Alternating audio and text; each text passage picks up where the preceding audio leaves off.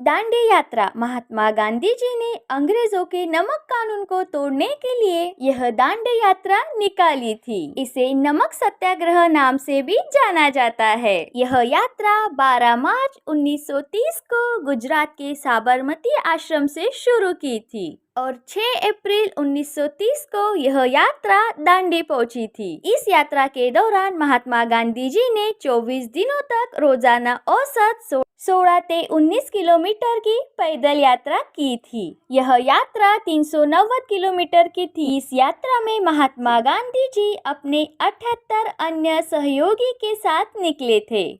इस यात्रा के दौरान महात्मा गांधी जी जहां पर विश्राम करते थे वहीं पर ही जन समूहों को संबोधित भी करते थे। इस यात्रा में महिलाएं, किसानों, श्रमिक, छात्राएं और व्यावसायिकों और तथा दुकानदारों बड़े पैमाने पर बढ़ चढ़ कर इस यात्रा में भाग लिया था। महात्मा गांधी जी के शब्दों ने अंग्रेजों के खिलाफ भारतीयों के मन में जुल्म और विरोध का माहौल पैदा किया था। इस यात्रा का उद्देश्य ब्रिटिश सरकार के नमक कानून का विरोध करना था। शासन के दौरान नमक पर प्रति महीना 182 पाउंड कर लगाया जाता था।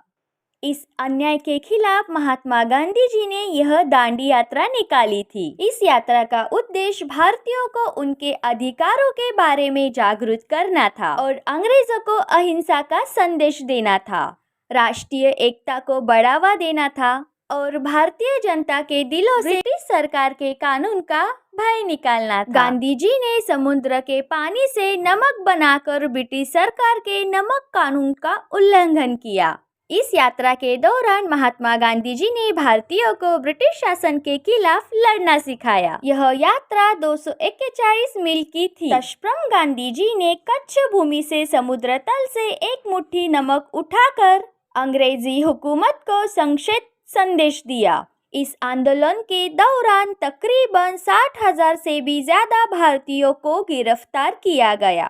1931 में गांधी जी और तत्कालीन वाइसराय लॉर्ड इरविन के बीच हुए समझौते के साथ इस सत्याग्रह को खत्म किया गया।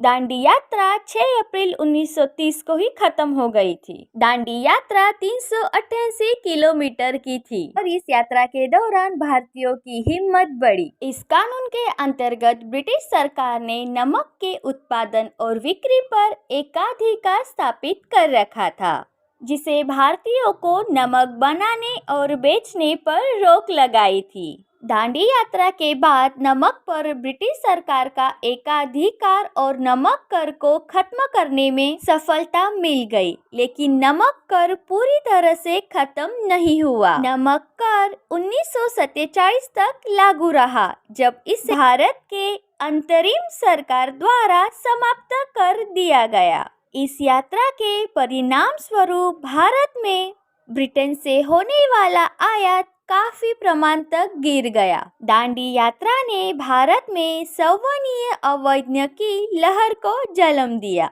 जिसमें लोगों ने ब्रिटिश कानूनों का उल्लंघन करना शुरू किया। आज नमक को 0% कराधान श्रेणी में रखा गया है।